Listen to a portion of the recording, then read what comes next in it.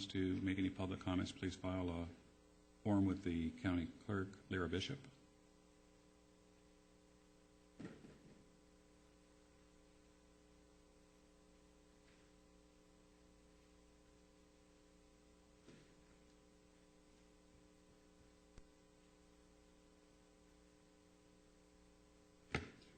You think it's really unfair that your sister was targeted, probably unfairly. My name's Lyra Bishop. I always forget to say that, from Paris.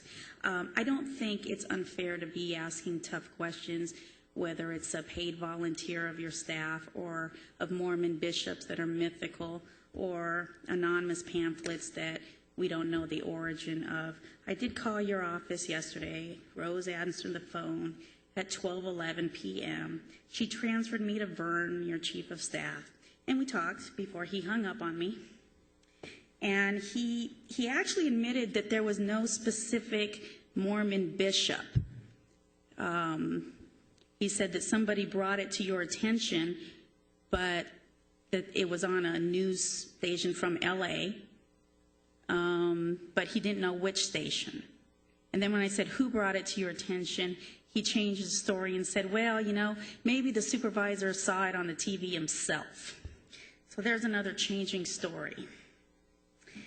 Then I said, you know, it really concerns me because the anonymous pamphlet, nobody knows where that came from either, but Ordinance 884 is now law in Riverside County, unincorporated. Did you know where the pamphlet came from, Ms. Walls? No? It's your time to comment. Yeah, every time a question is asked, you know, you interrupt. It's your time to comment, and if we choose to respond, we will, Ms. Right, yeah. You're time right now. Let's see. I asked them specifically, I asked Vern specifically, was the pamphlet mailed? He said, no, it was not mailed.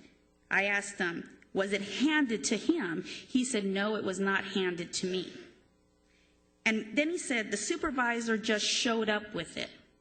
So the question is, who gave it to you, Mr. Stone? There's no mythical Mormon, well, actually, there is a mythical Mormon bishop. There's no specific Mormon bishop that this ordinance would help. There's no origin or validity to the anonymous pamphlet that you on December the 9th said that this is the reason why this ordinance was brought. Why will you not answer the question as to who gave you the pamphlet on anonymous? When Tommy Davis, the spokesman for the Church of Scientology, admitted that absolutely the Church of Scientology was involved in compiling that pamphlet.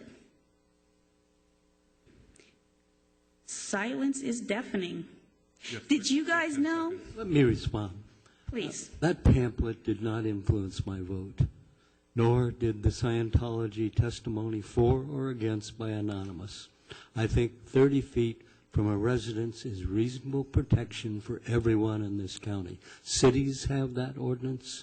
We adopted it. And I don't know why you keep trying to make a straw man, a boogeyman, out of the anonymous group or the Scientology group.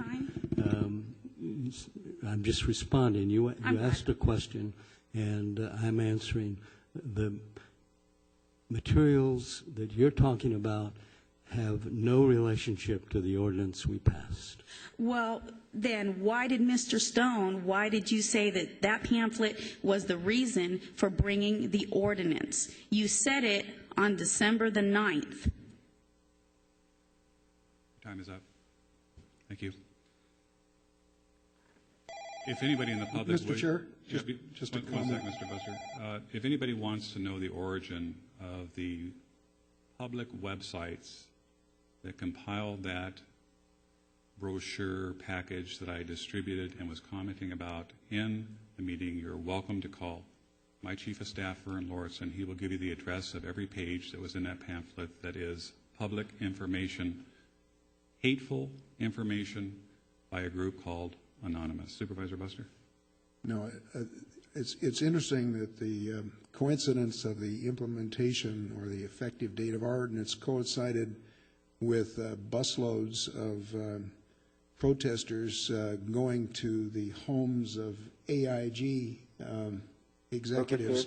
And I thought, I wonder if we have an AIG executive that lives or vacations in our county.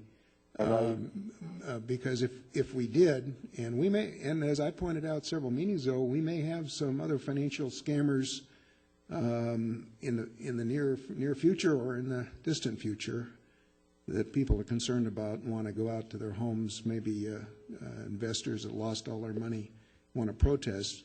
But if we did have some AIG people living here, and those protesters came out, they would probably be limited from leaving, as I saw in the news articles, notices in and around mailboxes, and they would have to be very careful about measuring the distance that they got from wherever the property line happened to be. It looked to me, though, that most of the AIG investors' homes that I saw in the news were more than 300 feet back of their own property lines. So this is a live issue, and it may still touch Riverside County. Thank you, Supervisor. Our last